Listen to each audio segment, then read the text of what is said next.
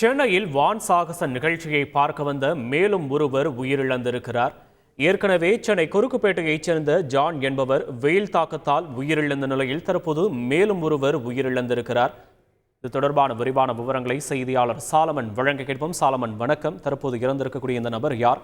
இவருடைய இறப்புக்கான காரணமா மருத்துவர்கள் ஏதேனும் சொல்லியிருக்கார்களா? விவரங்களை பதிவு பண்ணலாம் சாலமன்.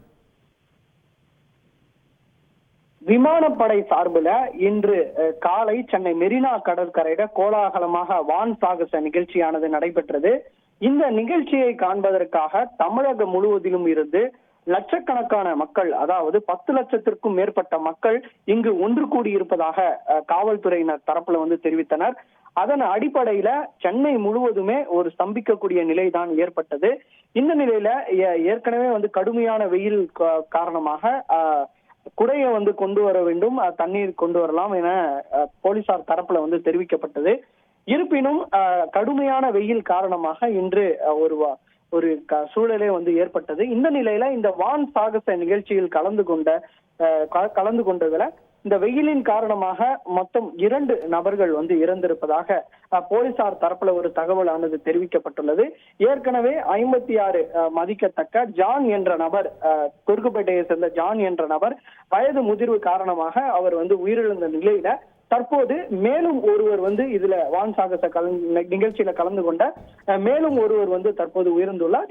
இவர் திருவொற்றியூரை சேர்ந்த கார்த்திகேயன், வயது 34 என்பதும் இவர் தனது மனைவி மற்றும் குழந்தையுடன் இருசக்கர வாகனத்துல மெரினா சாகச நிகழ்ச்சியை கண்டு மகிழ்ந்து அதன் பின்னர் INS அடையார் அருகே நிறுத்தி வைக்கக்கூடிய அவரது இருசக்கர வாகனத்தை திருப்பி கொண்டு வரும்போது திடீரென நெஞ்சை பிடித்து கீழே விழுந்து அவர் இறந்ததாக கூறப்படுகிறது.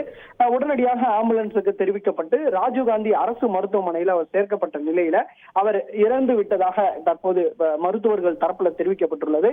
அவரது உடலானது பிரேத பரிசோதனைக்காக ராஜீவ்காந்தி அரசு மருத்துவமனையில தற்போது வைக்கப்பட்டுள்ள நிலையில இந்த அந்த வான் சாகச நிகழ்ச்சியில கலந்து கொண்ட பலியானவர்கள் எண்ணிக்கை தற்போது 2ஆக உயர்ந்துள்ளது. மேலும் இது மட்டுமின்றி பலர் அதாவது 4 பேர் உள்நோயாளியாகவும் 30க்கும் மேற்பட்டோர் இந்த வெயில் தாக்கம் காரணமாக உடல் நல குறைவு ஏற்பட்டு ஓமந்தூரார் அரசு மருத்துவமனை என மொத்தம் 3 மருத்துவமனையில இந்த வெயிலின் தாக்கம் காரணமாக இவர் அனுமதிக்கப்பட்டு தற்போது சிகிச்சையானது மேற்கொள்ளப்பட்டு வருவதாகவும் ஒரு தகவலானது தெரிவிக்கப்பட்டுள்ளது. விரிவான விவரங்களுக்கு நன்றி சாலமன். செய்திகளை உடனுக்குடன் தெரிந்து கொள்ள உடனே சப்ஸ்கிரைப் பண்ணுங்க.